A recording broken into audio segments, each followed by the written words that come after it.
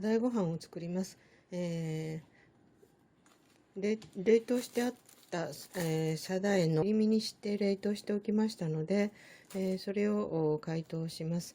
110g ぐらいありますかね。110g で、お米は3合です。で、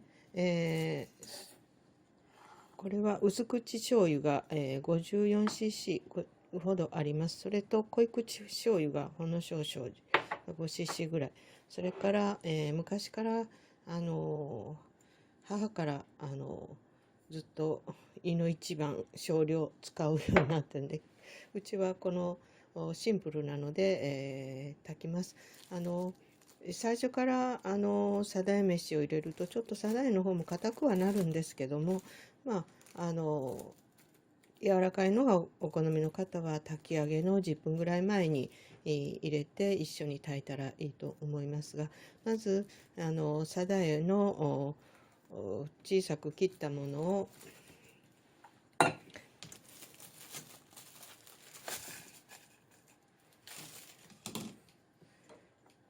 薄口醤油 54cc、 そして濃い口醤油を少量、これに、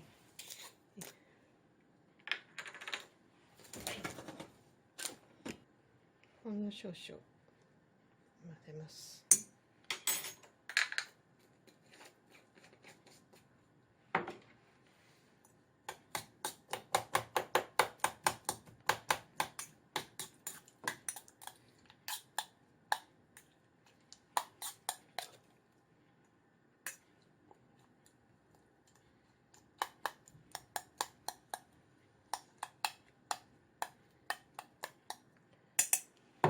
これを30分ほどこのままつけておきます。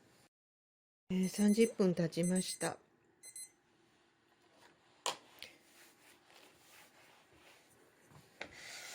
まず溶いてあった米3合を炊飯器に移します。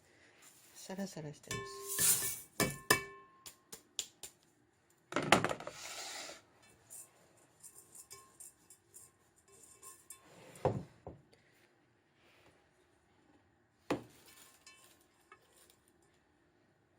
この中に、つけておいたサダイを上に置きます。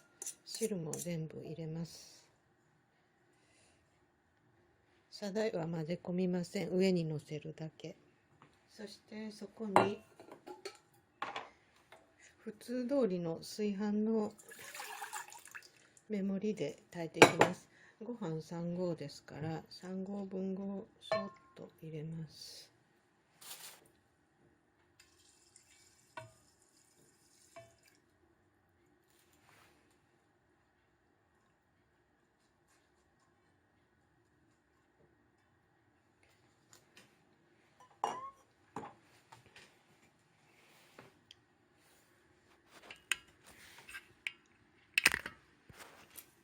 ご飯3合の上に乗っている感じです。で、これを普通通りに炊き上げます。